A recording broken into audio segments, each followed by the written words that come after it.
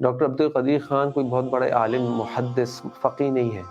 یا نہیں تھے رحمہ اللہ، لیکن اللہ تعالیٰ نے ان کے دل میں اسلام کی محبت دی تھی، پاکستان کی محبت دی تھی۔ جب انڈیا نے 1974 میں ایٹم بم کا ایکسپیریمنٹ کیا تو انہوں نے بھٹو کو اپروچ کیا، انہوں نے کہا کہ بھٹو، میں اللہ تعالیٰ نے مجھے انٹیلیجنس دی ہے، مجھے یہ علم دیا ہے جس کے ذریعے میں پاکستان اور مسلمانوں کے لیے ایک ایٹامک بم بنا سکتا ہوں، آپ مجھے اپرچونٹی دیں اور میں انشاءاللہ یہ کروں گا۔ اور اللہ رب العزت نے بھٹو کے دل میں ان کے لیے پازیٹیو خیال ڈالا، اور بھٹو نے ان کو وہ ساری لاجسٹک سے سپورٹ دی جس کی بنا پر انہوں نے پاکستان اور مسلمانوں کے لیے ایٹم بم بنا دیا۔ کیا کیا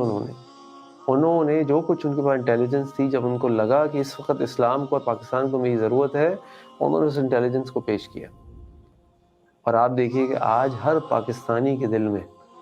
کہتا ہوں جس مسلمان کو پتہ چل جائے نا کہ ڈاکٹر عبد القدیر خان نے ایک ایٹم بم بنایا، ہم سب جانتے ہیں کہ پوری اسلامک ورلڈ میں صرف پاکستان ایک ایٹامک پاور ہے، کسی اور مسلم ملک کے پاس ایٹم بم نہیں ہے، سعودیہ کے پاس نہیں، یو اے کے پاس نہیں ہے، قطر کے پاس نہیں ہے، کسی کے پاس نہیں ہے، ملیشیا انڈونیشیا کسی کے پاس نہیں ہے، صرف مسلمان پاکستان کے پاس۔ تو ہم اس کو کہتے ہیں ایٹامک بم نہیں ہے بلکہ اسلامک بم ہے، اور اسلامک بم کی وجہ سے آج دنیا میں پاکستان اور مسلمانوں کی بھی عزت ہے اور اللہ تعالیٰ کی طرف سے ہماری پروٹیکشن بھی ہے۔ اس عبد القدیر خان کے لیے ہمارے دلوں میں محبت کیوں ہے؟ اس لیے کہ اللہ تعالیٰ نے اس کی محبت ہمارے دلوں میں اتاری ہے۔ کمی خامی سب میں ہوتی ہو سکتا ہے ان میں بھی ہو، لیکن آج جو عزت اکرام واللہ میرے دل میں ان کے لیے ہے، اور مجھے دکھ ہوا اور میں نے ان کے لیے دعا کی کہ اللہ تعالیٰ ان کی مغفرت فرمائے، تو ہم سب کو دعا کرنی چاہیے کہ آج اللہ تعالیٰ نے ان سے جو کام لیا اس کی بدولت آج دنیا میں پاکستان اپنی تمام تر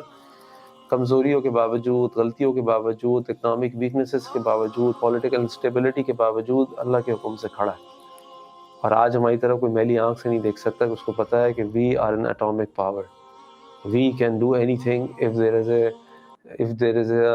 issue of our stability اور for سلامتی۔ تو یہ اللہ تعالیٰ نے ان کے دل میں اتارا۔